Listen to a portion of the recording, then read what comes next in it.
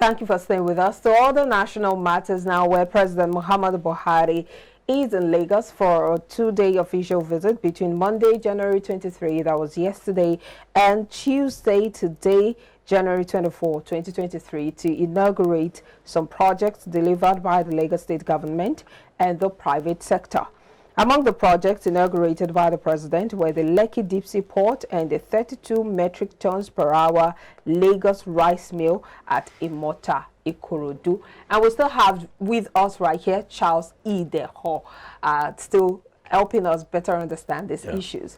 Now, we know that the president got into, the commercial city of Nigeria yesterday, and he commissioned the Lekki Deep Sea Port and the rice mill at Imota. But what are your thoughts generally when it comes to industrialization in the country and all of this moves towards that direction? For me, it is applaudable because for the very first time in many moons, we are beginning to see a direction towards private sector, because the Mota rice mill, even though Lagos State government is at the forefront, but it's Lagos State government in partnership with the private sector. Okay, then the other one, MROS, something. I think they also have where the petrochemical anyway. So it's also privately run and all. And then the Lekki Deep Sea Port is also has private sector in there and all that. So if you look at all the three, it's a way to go.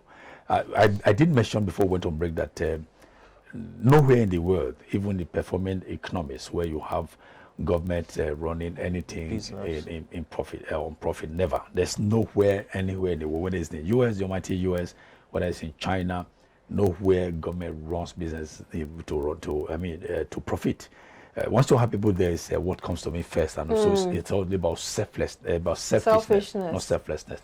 But if you begin to now, devolve influence, devolve power, and in the manner of speaking to the private sector, they can run the entities better because their focus is on giving quality service and the product, and then for you to and there will also be competition. No, this rice mill and all that. If you also look at it, you also have a loss. If this rice mill Imota, which is going to be run here, if it begins to produce in maybe the tonnage, production tonnage increases, and you're able to have it readily available, so it will remove the attention from importation of rice. Yes. They will begin to look inward, and then eat what you can produce here. You see that again, there will be employment opportunities to use and everyone. So that's the same way government can't provide employment for everybody. What government does is that put the policies in place that have human faces, and then let the private sector drive these policies. All government needs to do is to oversight. But government should remove its hand. Government, yes, can maintain just a modicum of maybe staff here, maybe in whatever area, but leave the employment generation to the private sector. If you make the environment very clement for business to thrive in, you see that there will be a flood of activities from everyone. Then you can also make microcredit and macro credit for banks, lending. Yeah. But now, do you know that this? I just said that the interbank is about 13 point something. Then, if you outside the bank, if you go to get loan from the bank now, you are required to pay 21.1% to banks. Who survives? Who can survive that? So if they make that, for instance, in 1993, there was in India, I think there's I can't recall the Prime Minister something I can't recall this. Ramasinghe? No, not Ramasinghe. Okay. Ramasinghe something Rao. I can't recall his name now. So he was, first of all, before there was the investment minister. So when he was investment minister, he saw at that time that Indians that were owning businesses were just a negligible percentage. So the businesses in India were all run by foreigners, and it didn't put wealth in the hands of Indians. So the man was bothered, and that was exactly where you had what in India and those days you called the permit Raj. Raj, by the way, means regime. You have the Nehru Raj, you have the Mahatma Gandhi Raj, and you have the British Raj. So this was permit Raj. It means that the regime of permit. Now, as at that time, an Indian who wanted to register a business, your file will pass no fewer than about 75 desks. And as you're passing from one, you are settling them. So no Indian had money to do that. So Narasimha Rao, when he now took over, when he became the prime minister in 1993 or thereabout, that was the first thing he attacked. He wanted to put Indian at the forefront. So what he did was to attack. So you couldn't. So you register your business, and they also made bank credit very readily available and cheaper. So Indians were flooding, and that's why today all what Modi is doing now, somebody already laid the foundation. Indians everywhere. Indians, in fact, do you know that today I think India is it has the third largest economy in the whole world. In fact, China is afraid that India might overtake them very soon.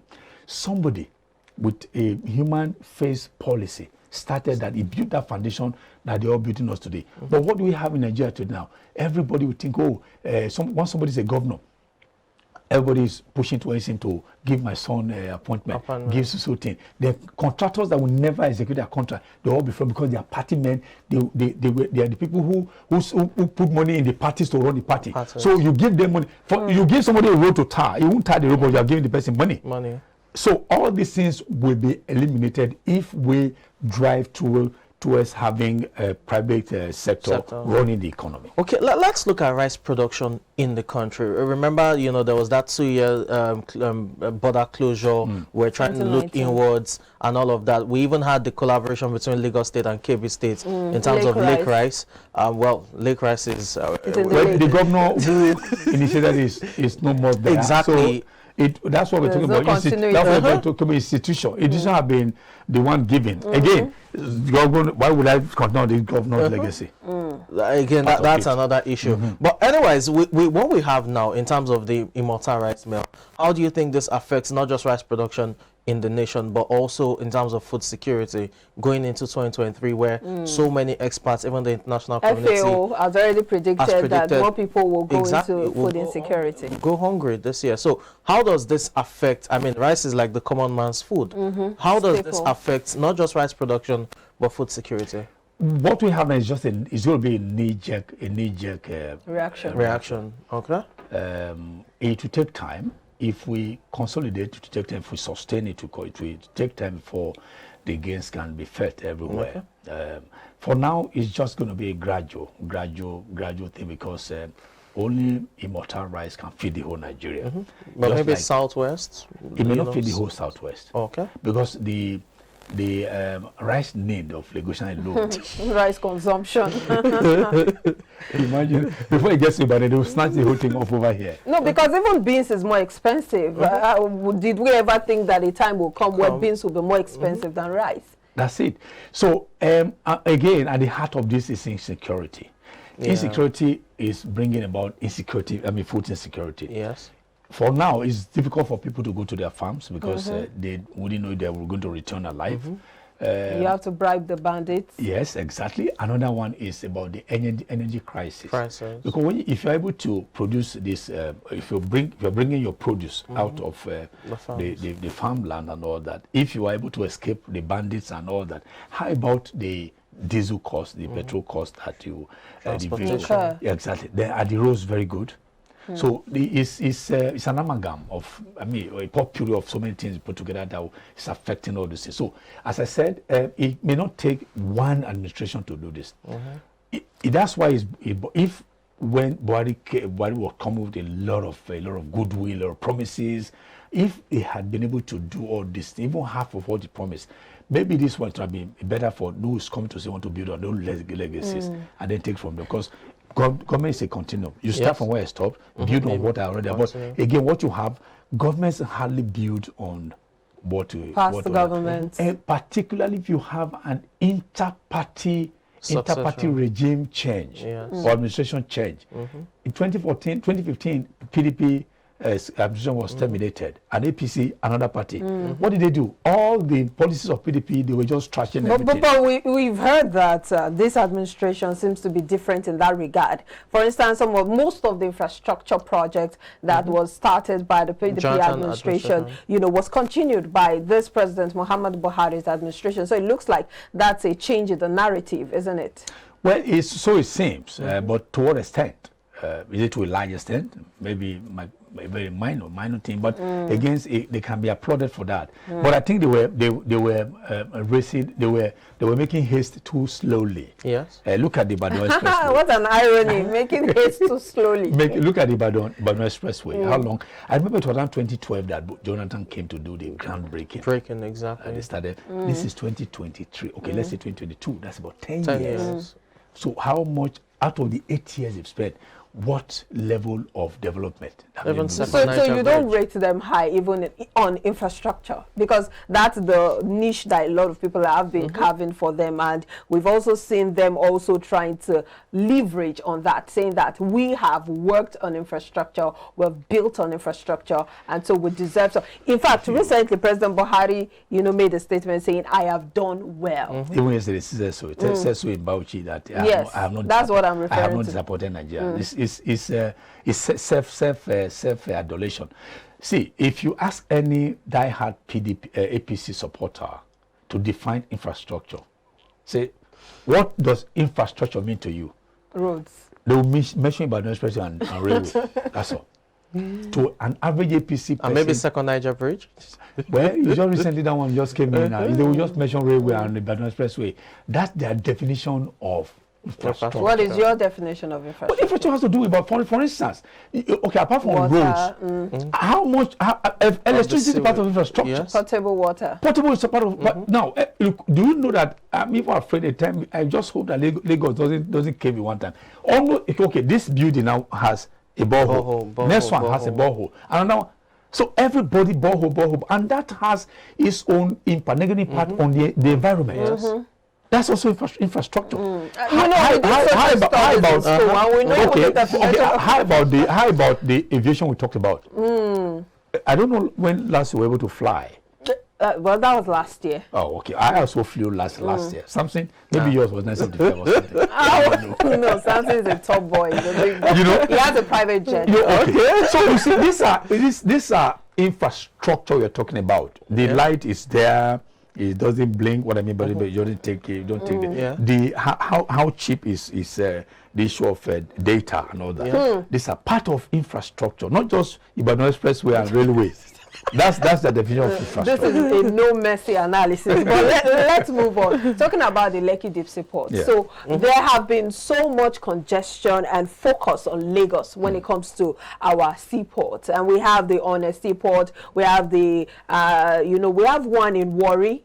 So we have several seaports in the country, but it looks like a lot of attention is on the Lagos Seaport. We know that the Lekki Deep Sea Port is some form of modernization and has some, infrastructure, so to speak, that would make it easier when it comes to bringing goods into the country. But the fact that you still have to go from Lagos to the northern part of the country, to the southern part and every other part of the country, that is still causing a lot of congestion.